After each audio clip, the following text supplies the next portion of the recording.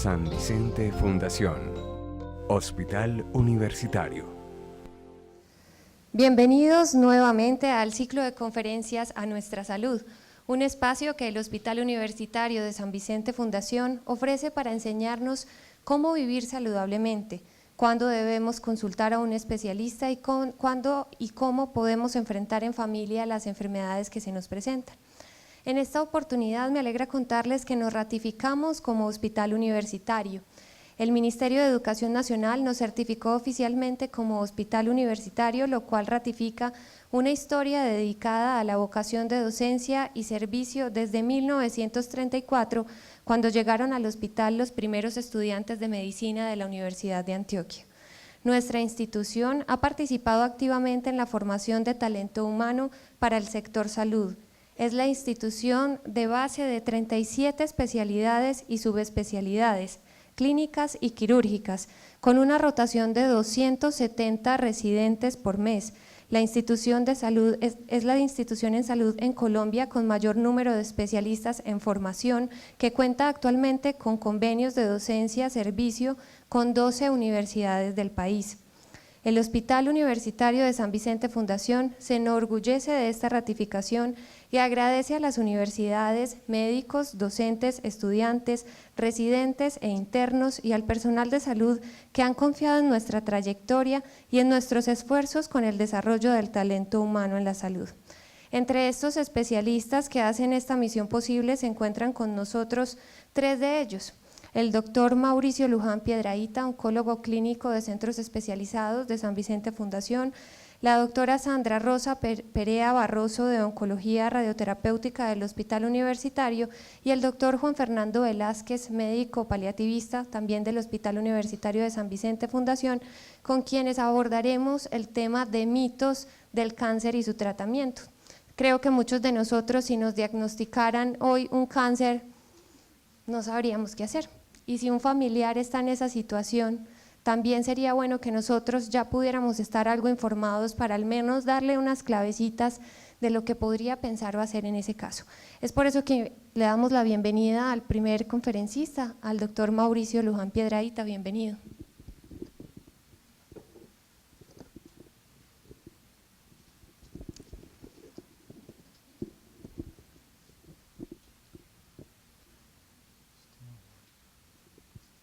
Buenas tardes. Primero, gracias al hospital por la invitación, a ustedes por la nutrida asistencia.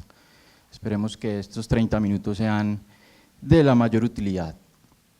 El tema que me correspondía inicialmente, a mí me gusta a veces llevar la corriente, era hablar solamente de mitos de la quimioterapia. Pero era un poco más complejo, me parecía a mí, pararnos a hablar acá de quimioterapia cuando el verdadero padre de la quimioterapia, por llamarlo de alguna manera, es el cáncer y existen muchos mitos frente al cáncer. Entonces vamos a tratar de resumir los principales mitos que existen frente al cáncer y frente a sus tratamientos. ¿Qué es un mito? Mito es una palabra que sería del griego, significa relato o cuento.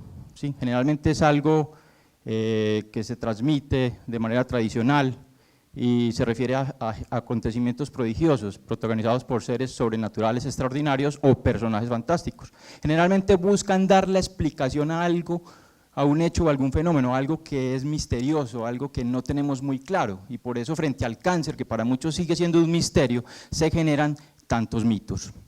Los mitos forman parte de un sistema de creencias, de una cultura o de una comunidad. Ustedes mismos ahorita verán que muchas de las cosas que les voy a explicar, ustedes estaban pensando muchas otras cosas completamente diferentes. Algunos podrían tener conceptos más claros o más verídicos, pero en la comunidad en general existen más mitos frente al cáncer que verdades. Generalmente los mitos tienen un problema y es que la gente los considera como historias verdaderas. Y en medicina no somos ajenos a los mitos, existen entonces creencias o relatos que tratan de explicar el origen, la evolución o el tratamiento de las diferentes enfermedades. Y frente a los mitos siempre los consideramos como lo más actualizado. ¿Por qué? Porque es lo del que todo el mundo está hablando, lo que todo el mundo sabe. Entonces, como todo el mundo habla de lo mismo y todo el mundo sabe lo mismo, entonces probablemente esa sea la verdad. Y se generan más mitos, como les decía anteriormente, frente a enfermedades que consideramos tabú. ¿Qué es tabú? Es misterio, es lo que consideramos como que nadie puede saber, porque puede dar pie a una cantidad de que la gente piense otras cosas completamente distintas. En la antigüedad la epilepsia era una enfermedad tabú, más adelante fue la sífilis, y hoy las enfermedades tabú que existen en la sociedad principalmente son el cáncer y el SIDA, o la infección por el virus de la inmunodeficiencia humana. Un filósofo que me ha enseñado mucho en mi vida ha dicho que en Colombia todo el mundo se cree médico o abogado. Ese filósofo es mi papá.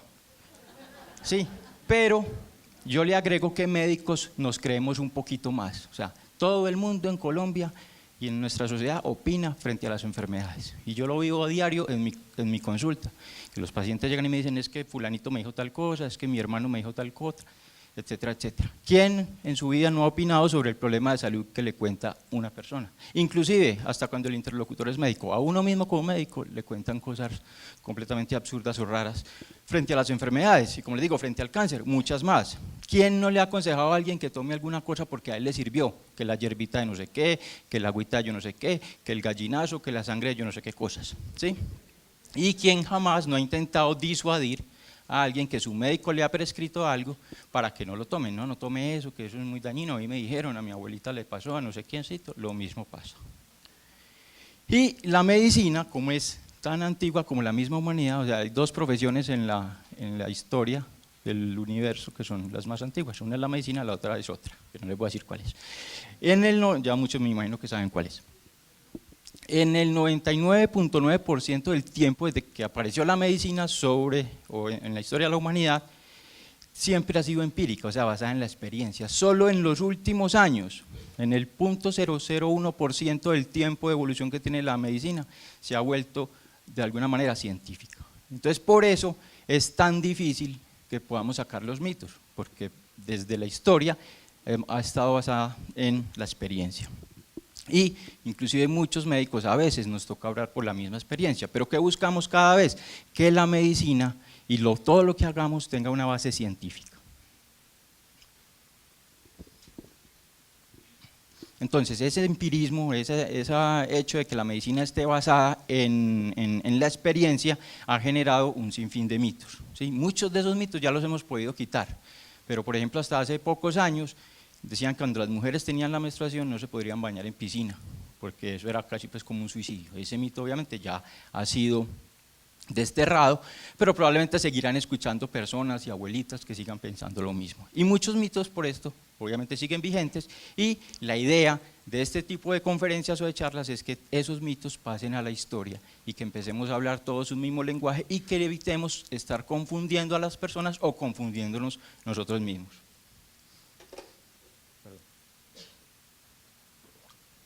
¿Cuáles son los problemas que generan esos mitos? Primero, falsedad. Los mitos, por definición, son relatos y son mentiras. Entonces, ningún mito, nada de todas esas cosas que le dice a uno a las personas, generalmente son verdad. Lo otro es que generan coacción. ¿Qué es coacción? Ir en contra de lo que yo realmente pienso. O sea, yo probablemente no le tengo miedo a la enfermedad, no le tengo miedo a los tratamientos, pienso cosas que son verdaderas, pero como todo el mundo está hablando de otra cosa, me hacen cambiar mi opinión. Ponen en riesgo la salud, porque entonces por estar creyendo en ese tipo de cosas no vamos a hacer lo que realmente tenemos que hacer, y estamos perdiendo entonces oportunidades valiosas, porque muchos tumores, si los detectamos a tiempo, son curables, y muchos de los que no detectamos a tiempo también los podemos curar, y por lo menos hay tratamientos para una gran cantidad de tumores. Entonces, por favor, empecemos a hacer caso omiso de los mitos. ¿Cuáles son los mitos o los más grandes que hay alrededor del cáncer? Son millones.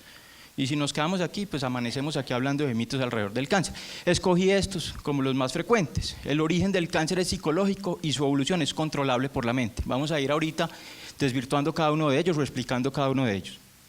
El cáncer es sorprendente, sí, no de inicio, o sea, uno se acuesta aliviado y se levanta con cáncer. No puede prevenirse, sí, cuando te toca, eso es completamente falso. La quimioterapia es tan terrible que pocas personas pueden tolerarla. el cáncer, y aquí ahorita va a hablar un especialista en dolor, el cáncer causa dolores incontrolables, ¿sí? El cáncer mata siempre y en poco tiempo, y el cáncer puede curarse con la magia.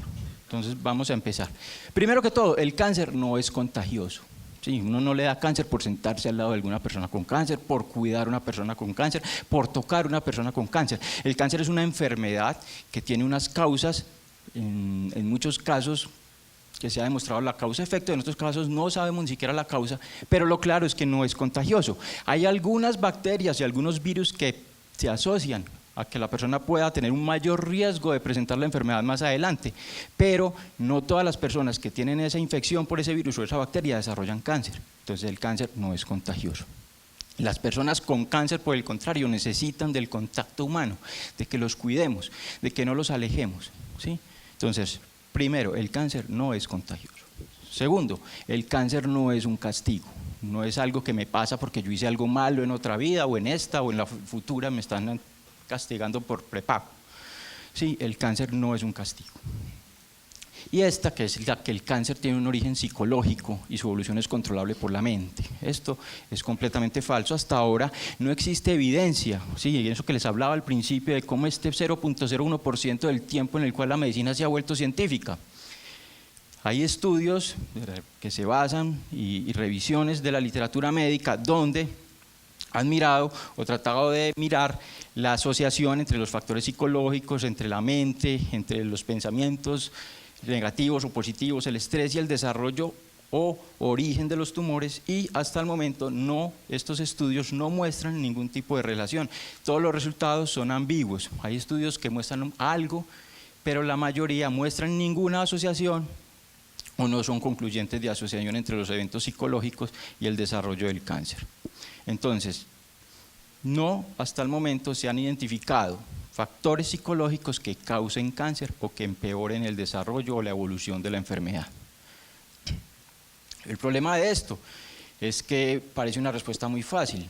Generalmente las respuestas fáciles nunca son correctas o por lo general son falsas y generan quizás algunos mitos. Por esto no se puede abandonar la hipótesis, ¿sí?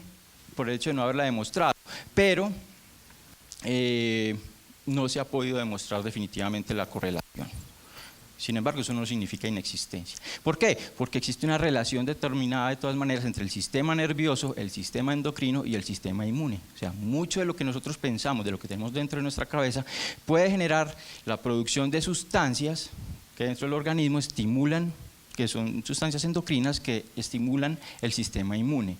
Entonces, esto es teórico, pero no se ha demostrado absolutamente su relación con el desarrollo del cáncer. El problema de estos estudios que les mostraba es que los estudios psicológicos en general, el instrumento más empleado es la palabra y generalmente no es el adecuado para evaluar desde el punto de vista científico los resultados. Por ejemplo, ¿a qué edad se debe evaluar la persona? Sí, no es lo mismo hacer estudios psicológicos en niños que hacer estudios psicológicos en personas enfermas, en personas aliviadas, en pacientes de 80 años, en pacientes de 50 años. Y que probablemente todos estos estudios psicológicos a la hora de analizarlos tenemos que adecuarlos a la población general. Yo no puedo extrapolar un estudio psicológico hecho en Europa o hecho en Norteamérica, en Estados Unidos, a nuestra población colombiana. Sin embargo, lo que sí está claro es que los tratamientos psicológicos, la asesoría psicológica cuando una persona tiene cáncer y se está enfrentando al tratamiento, genera un mejor control del estrés, una mejor tolerancia al tratamiento y poderse concentrar en el día a día de lo que está pasando con la enfermedad. Entonces, la conclusión grande es, no hay relación, pero el tratamiento psicológico sí es importante en el tratamiento del paciente con cáncer o en el enfoque del paciente con cáncer. Este es un mito grandísimo. Probablemente el doctor Juan Fernando, que va a hablar más adelante, es más experto en el tema, pero esto nos sucede a diario en la consulta. Y uno está atendiendo consulta, llama al paciente que sigue y lo que ve es que el paciente no aparece y hay 2 o 3 hijos parados en la puerta, esperando a que uno abra para entrarse a decirle, doctor, no le diga a mi papá o a mi mamá o a esta persona que tiene cáncer, porque es que si a usted le dice que él tiene cáncer, él se va a morir más rápido. ¿Sí? Está demostrado científicamente que el saber la verdad acerca del diagnóstico y el pronóstico de la enfermedad no acelera la enfermedad ni genera la muerte. Esto es muy importante que el paciente sepa, y hay un proceso para que el paciente sepa su enfermedad y se habitúe a su enfermedad, que él sepa lo que tiene, porque si uno no sabe lo que tiene no puede tomar las mejores decisiones. Y si uno no sabe lo que tiene, generalmente en el curso del tiempo el paciente termina dándose cuenta, y el que va a quedar como un mentiroso es el médico, y es una falta a la relación médico-paciente, la confianza, que se pierda la confianza en el médico. Este es el otro mito que les mencionaba: el cáncer es sorprendente, no da indicios. Hay unos signos ignorados del cáncer, ¿sí? Todos estos que ven ahí, bolitas o nuditos o granitos por dentro del tejido mamario, por debajo de la piel o en los testículos en el caso de los hombres. Ganglios crecidos, lo que normalmente llamamos secas, muchas veces son por causa infecciosa, la mayoría en general, pero cuando estos ganglios duran más de 3-4 semanas deben hacernos pensar en consultar, porque puede ser el signo de algún tumor. Tos crónica, ¿sí? Independiente de que el paciente sea fumador. Toda persona que presente tos por más de 3 semanas o 4 debe consultar al médico para encontrar la causa de su tos. La mayoría no son malignas, pero puede ser un síntoma del cáncer. Expectoración con sangre, no es normal desgarrar con sangre, ¿sí? Entonces cualquier tipo de sangrado, que son los que siguen ahí, que presentemos, nos debe hacer consultar tempranamente. Cambios en el ritmo de las deposiciones. Si usted toda la vida ha tenido un buen ritmo y sabe que da del cuerpo 1 vez al día, 2 veces al día, 1 vez cada 2 días, cada 3 días, pero ese ha sido su ritmo, no es normal que de la noche a la mañana empiece a cambiar ese ritmo. Igual es normal que empiece a cambiar la forma o la consistencia de la materia fecal. Entonces cualquier cambio en el ritmo de evacuación, cualquier cambio en la forma de la materia fecal, cualquier sangrado con la materia fecal nos debe hacer consultar, ¿sí? Ya les mencioné la sangre en la materia fecal y o en la orina. No es normal presentar sangrado con la orina, no es normal presentar sangrado vaginal diferente a la menstruación en el caso de las mujeres. Entonces cualquier sangrado por fuera del ciclo, o cualquier sangrado que se presente después de la menopausia debe hacer consultar. Cualquier cambio en un lunar, en su tamaño, en su color, en su forma, los bordes, normalmente los lunares tienen bordes nítidos, regulares, uno puede dibujar el puntico. Cuando ese lunar se empieza a regar sobre la piel como si fuera un mapa, todos esos cambios en los bordes nos deben hacer consultar.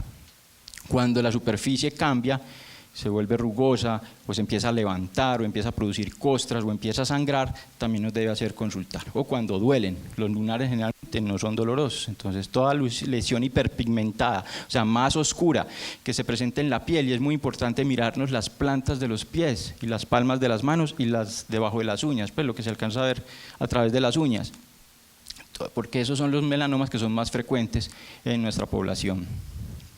Cualquier cambio en la voz, cualquier ronquera o disfonía que dure más de 3 semanas, también debe hacernos consultar. Pérdida de peso inexplicable, excepto pues que estén a dietas de estas maravillosas que hablan todos los días, pero si usted no está a dieta y está comiendo lo mismo y empieza a perder peso de una manera inexplicada, debe consultar. Y fiebres crónicas, no es normal presentar fiebres a toda hora o que se duran una semana y se van y vuelven y aparecen, debe hacer consultar. El médico debe estar en capacidad, de acuerdo a sus conocimientos, de enfocar esos síntomas por los que usted le está consultando, de examinarlo y de evaluar si usted realmente cursa o no cursa, o tiene una probabilidad mayor o menor de tener un cáncer. Entonces, pasamos desapercibidos por muchos signos, ¿sí? Muchas personas de las que nosotros vemos con cáncer de mama, que quizás es el más frecuente que vemos nosotros en las mujeres en nuestro departamento y en nuestra ciudad, han presentado muchos de estos síntomas y no han consultado porque piensan que no vale la pena. Entonces cualquier endurecimiento en la piel de la mama, cualquier hendidura, cualquier cambio en la piel, enrojecimiento o ardor permanente, cualquier secreción a través del pezón, huecos, o sea que la mama se hunde, no es normal que el pezón, si nunca ha sido hundido, se empiece a hundir, porque salga la masita y se vea que es una protuberancia, cualquier vena que empiece a brotarse en la piel de la mama, ya les mencioné lo del hundimiento del pezón, asimetrías, ¿sí? Si ustedes se conocen mejor que nadie, no es normal que cuando se miren al espejo empiecen a ver que la mama está como deforme, ¿sí?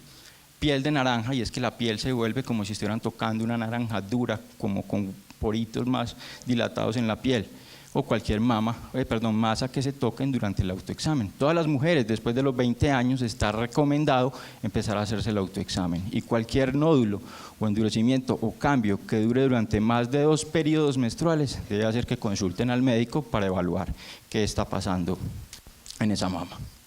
¿Cuál es la causa de esto? Generalmente es la negación, el miedo que le tenemos a enfrentarnos a un tumor. Entonces mucha gente sabe eso que les acabo de mencionar, se lo ven, pero empiezan a pensar en otras cosas, a negar, a decir que eso se les va a pasar, y cuando por fin consultan o los obligan a consultar muchas veces, lo que tenemos debajo es una neoplasia maligna. Entonces, el cáncer a veces no da tiempo, es verdad, hay tumores que aparecen súbitamente, drásticamente, pero otras veces, en la mayoría, no tenemos tiempo ni ganas, sobre todo, de escucharlo. ¿Sí? No queremos, o sea, estamos haciéndole como que no existiera el cáncer, y el cáncer es una probabilidad que todos los seres vivos tenemos de sufrir. El otro mito, no puede prevenirse, cuando te toca, te toca. Es falso. Hay muchas medidas de prevención para evitar tanto el desarrollo como para detectar los tumores tempranamente. Dentro de las medidas para evitar que un tumor aparezca, pues están todos los hábitos de vida saludables. Está demostrado que eso disminuye la incidencia de ciertos tumores. La obesidad es un factor de riesgo, el consumo de cierto tipo de alimentos, el cigarrillo, el alcoholismo, todos estos son factores de riesgo para desarrollar cáncer. O sea que si no los tenemos, no tenemos el riesgo o lo estamos disminuyendo. Y existen vacunas, porque hay algunos virus, como ya les mencioné, y bacterias relacionadas con la aparición del cáncer. Entonces existe la vacuna para el papilomavirus humano, que todo eso que pasó por allá en la costa es falso, está demostrado que la vacuna es segura y no produce todas esas cosas que dijeron, y la vacuna contra la hepatitis B, que nos protegería obviamente del virus de la hepatitis B, y este virus de la hepatitis B es un factor de riesgo para desarrollar hepatocarcinoma. Y hay medidas para detección temprana del cáncer que le llamamos prevención secundaria, y existen claramente demostradas en la literatura científica que la mamografía, en el caso del cáncer de mama, la citología vaginal en el caso del cáncer de cuello uterino, la colonoscopia para el cáncer de colon, y en teoría el antígeno prostático específico, eso ya es un tema que tiene una cantidad de gente que dice o le cree y gente que no, pero está el antígeno prostático específico en el caso del cáncer de próstata. Y existe prevención terciaria, que ya es educación a los pacientes y medidas que tomamos para evitar complicaciones durante los tratamientos que instauramos para el tratamiento del cáncer, valga la redundancia. Basado en esto, hasta un 70% de los cánceres serían prevenibles si siguiéramos muchas de estas recomendaciones o detectables muy tempranamente para tener tratamientos curativos radicales. La quimioterapia es tan terrible que pocas personas pueden tolerarla. La quimioterapia es el uso de medicamentos, ya sea por vía venosa o por vía oral, o sea, tomados, con el fin de destruir las células tumorales que puedan existir en el organismo, ¿sí? ¿Cuál es el problema de la quimioterapia? Que al tratar de destruir estas células tumorales también puede afectar a algunas células normales. Y eso es lo que explica muchos de los eventos adversos que tenemos con la quimioterapia. Sin embargo, cuando nosotros como oncólogos o los médicos deciden utilizar un tratamiento de quimioterapia, es porque sabemos que son mayores los beneficios que los riesgos. En el camino de la investigación del cáncer son más los medicamentos que se quedan, que no llegan a la luz pública, que no llegan a comercializarse, precisamente porque terminan siendo más dañinos que benéficos. Entonces, todos los que tenemos de uso en el armamentario terapéutico generalmente son más beneficiosos que tóxicos. Y obviamente con la investigación cada día están desarrollando nuevos medicamentos que son mucho más seguros, mucho más efectivos y mucho menos tóxicos. Entonces, cada paciente y cada tumor tiene un comportamiento y un tratamiento diferente. No todos los tumores se tratan igual, no todos los pacientes se tratan igual, así tengan el mismo tumor. Y no todos los tumores desafortunadamente los podemos curar, pero muchas veces el objetivo de la quimioterapia no es curar, sino ayudar a que el paciente tenga una mejor calidad de vida y viva el mayor tiempo posible. De todas maneras, como les mencionaba, la quimioterapia tiene cierta toxicidad, la más frecuente y a la que más le temen, por ejemplo, las mujeres, es a la caída del cabello. A veces, cuando usamos un medicamento que tumba el pelo, es porque lo tenemos que utilizar. Existen muchos medicamentos que no tumban el pelo. Y entonces a uno le dicen, no, es que a una vecina mía le hicieron quimioterapia y no se le cayó el pelo. Probablemente, como les decía, tenía otro tumor o tenía el mismo tumor, pero se le utilizaron medicamentos diferentes por alguna condición diferente que ella pudiera tener.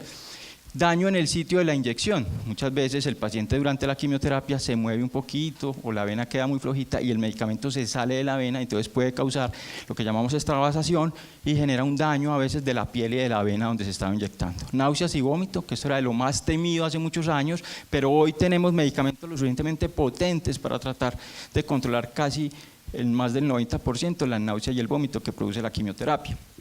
Descenso de glóbulos blancos y plaquetas. Los glóbulos blancos son las famosas defensas. Las quimioterapias, un porcentaje importante, bajan las defensas, pero las defensas generalmente vuelven y suben solas y tenemos medidas también a veces para evitar que las defensas se bajen tanto. Las plaquetas son las células que ayudan a la coagulación, una herida, cuando hay un trauma, también se pueden bajar, entonces los pacientes en quimioterapia pueden tener un mayor riesgo de sangrado. Todo eso se le explica siempre al paciente porque no todos los medicamentos producen este mismo perfil de toxicidad, cada uno tiene perfiles definidos y cada uno de esos medicamentos y cada una de esas toxicidades se le explica ampliamente al paciente antes de utilizarlo. Puede producir anemia, que es disminución de los glóbulos rojos, puede algunas muy raras dañar el riñón, pues, o afectarlo un poco, afectar el hígado, afectación o daño de los nervios o de los nerviosas. Y que la quimioterapia mata, no mata, o sea, la quimioterapia como tal no genera la muerte. ¿Qué genera la muerte en el paciente? Uno, que la quimioterapia no le sirva al tumor y el tumor siga progresando y por ende se muera posteriormente por complicaciones asociadas a su tumor, o que el paciente no consulte tempranamente por muchas de estas toxicidades y entonces se pueda complicar. Me explico, si a mí se me bajan las defensas y me da fiebre y no consulto tempranamente, esa fiebre puede ser el signo de una infección oculta que tengo y esas bacterias aprovechan que las defensas están bajitas y hacen infecciones severas. El paciente hace una neumonía severa, una meningitis, una septicemia, etcétera, y se muere por la infección, no por la quimioterapia. ¿Por qué se produce la toxicidad de la quimioterapia? Generalmente, como les digo, las células tumorales crecen más rápido o más desordenadamente que las células del organismo normal. Las quimioterapias actúan sobre las células que crecen rápidamente y van a afectar principalmente los tejidos o los órganos donde hay mayor regeneración celular. Por eso tumba el pelo, algunas, porque es que el pelo crece, por eso vamos a la peluquería cada mes, cada 2 meses, cada 3 meses, yo no sé, pero vamos a la peluquería. El pelo crece, pero a uno no le crece todos los días la nariz, a uno no le crecen todos los días las manos ni los pies. Entonces por eso no le tumba las manos, no le tumba los pies. Cada fármaco, como les mencionaba, tiene su propio perfil de toxicidad y cada paciente tiene ciertas susceptibilidades que lo hacen más o menos propenso a sufrir la toxicidad del medicamento. Como se les mencionaba anteriormente, todos los medicamentos de quimioterapia se investigan muchos años antes de que se salgan al mercado y se investigan en muchos pacientes. Por cada 15.000 medicamentos que se empiezan a estudiar, solo uno llega a la comercialización. Y como les decía, tenemos muchas medidas para prevenir los eventos adversos de la quimioterapia o para disminuir la incidencia o la gravedad de esos eventos adversos. Conclusiones de esto: la quimioterapia no siempre es agradable, o sea, no es bueno que a uno le pongan quimioterapia definitivamente, pero cada día tenemos un mayor número de medicamentos y mejores medicamentos que van a ayudar a curar las enfermedades o en muchos casos a prevenir que su crecimiento sea más rápido y que el paciente por ende viva más tiempo y tenga una mejor calidad de vida. Cada día más pacientes son sometidos a quimioterapia y cada vez son mejores los resultados y menores los eventos tóxicos o adversos. Y con las nuevas y diferentes medidas de soporte que tenemos podemos controlar hasta un 99% de las toxicidades y lograr que un 99% de los pacientes terminen adecuadamente sus tratamientos oncológicos. Estos son fotos que yo mismo tomé en un paseo que estuve en San Andrés, ahí se ve, al fondo me veo yo, pero en una ventana muy grande de un almacén estaban pegados estos 2 mitos que existen, son muchos, pero estos son 2 que habían. ¿Sí? El cáncer causa dolores incontrolables, ¿sí?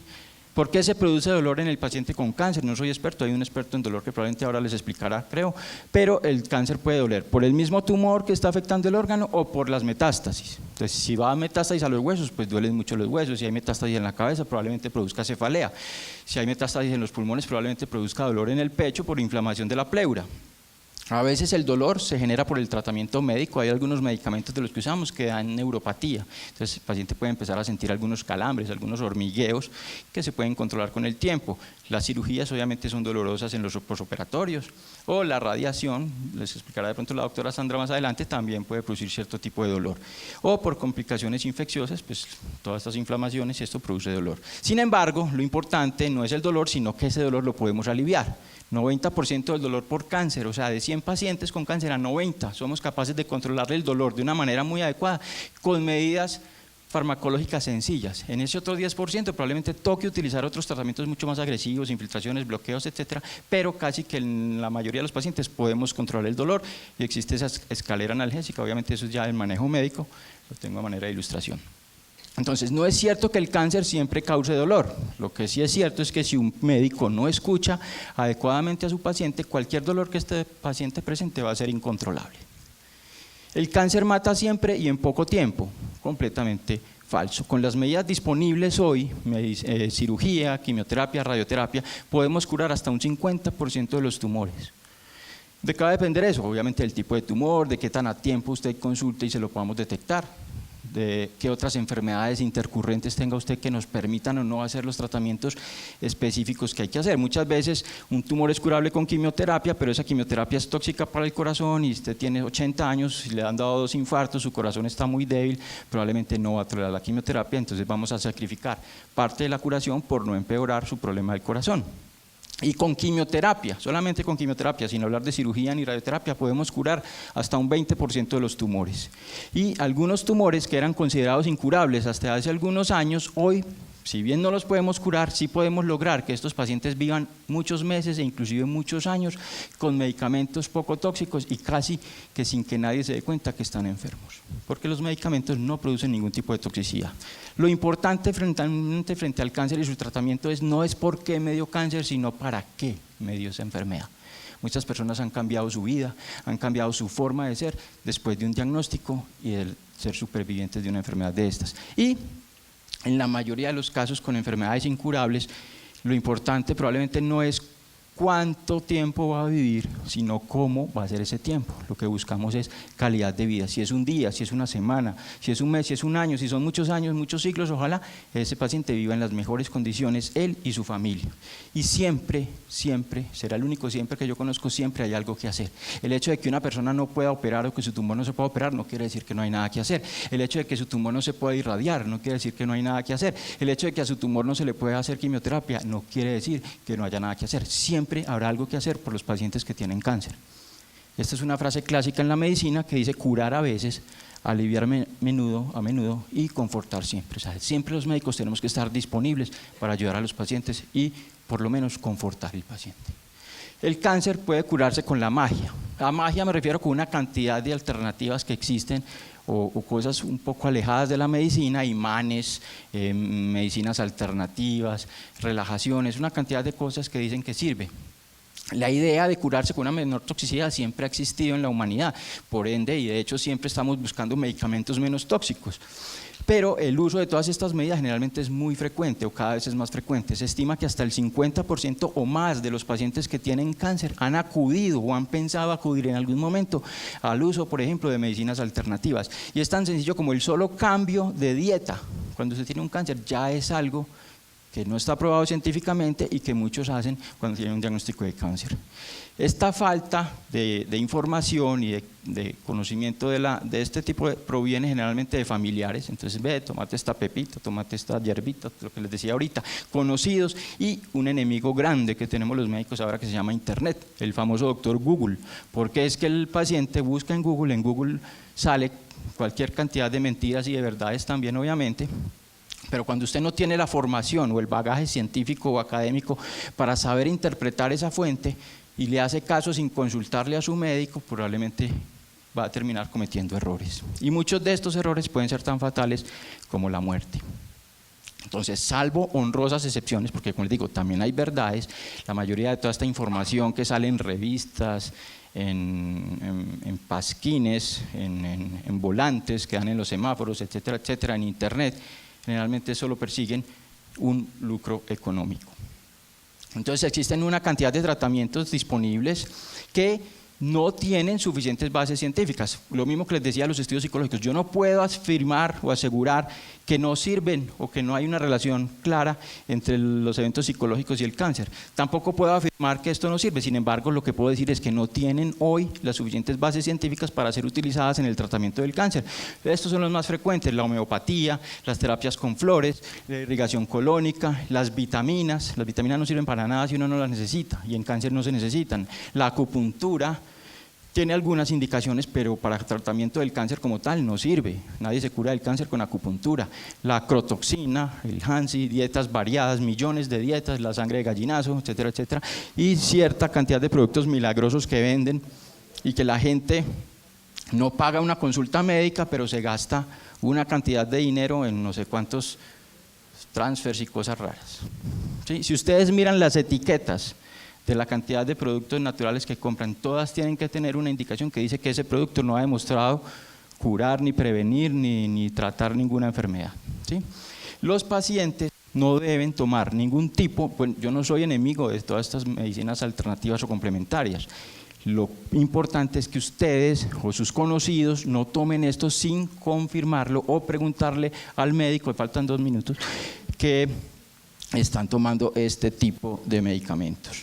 ¿Sí? Entonces existen las medicinas alternativas, como yo les dije, que buscan esto, muchas veces no tienen las suficientes bases científicas. La cuestión no es de fe, desafortunadamente el cáncer no se cura con la fe, hasta ahora no se ha demostrado científicamente. ¿Hay milagros? Sí, no voy aquí a debatir ningún tipo de milagro que puedan haber ustedes conocido, ni voy en contra de la Biblia, ni de lo que ustedes lean, pero hasta ahora científicamente el cáncer no se cura con la fe, y la cuestión no es de creer o no creer, la cuestión es de evidencia científica para el tratamiento de las enfermedades. Entonces existen las medicinas integrativas y la ecología integrativa. ¿Qué buscan estas ramas nuevas relativamente de la medicina? Integrar la medicina científica, la medicina occidental, con todo este tipo de tratamientos alternativos, pero que hayan demostrado de alguna manera su beneficio desde un punto de vista científico. Y se busca entonces esto, integrar tanto la medicina occidental, los medicamentos clásicos, con una buena nutrición, con unos buenos hábitos de vida saludable, con una mayor relación entre el médico y el paciente, que muchas veces es lo que busca el paciente finalmente, y por eso acuden a este tipo de medicinas alternativas, porque sí se ha visto que este tipo de médicos sí mantienen una mejor relación con sus pacientes que desafortunadamente los que estamos del lado de la medicina científica, no todos obviamente. Entonces en la medicina, para terminar, siempre ha habido, hay y habrá mitos, nunca los vamos a poder desterrar completamente. Quizás lo que falta son médicos que se dediquen a quitar estos mitos del conocimiento o a educar a las personas y a los pacientes frente a este tipo de mitos. Mayor información de esto, sus médicos, ¿sí? Y si su médico no le para bolas, busque uno que le pare bolas. Y si su otro médico no le para bolas, pues busque otro que le pare bolas y le resuelva todas sus inquietudes. Usted tiene derecho a conocer todas las dudas que tenga sobre su enfermedad y su tratamiento y sus consecuencias. Obviamente su médico de cabecera, su oncólogo radioterapeuta, su médico de cuidado paliativo, las enfermeras. Sí, muchas veces las enfermeras tienen un poco más de tiempo para explicarles todas estas cosas, y obviamente hay información en internet. Esta es una página muy segura que es de la Sociedad Americana de Cáncer, donde pueden consultar, igual en el volantico que se les dio está la dirección. Eso era lo que les traía.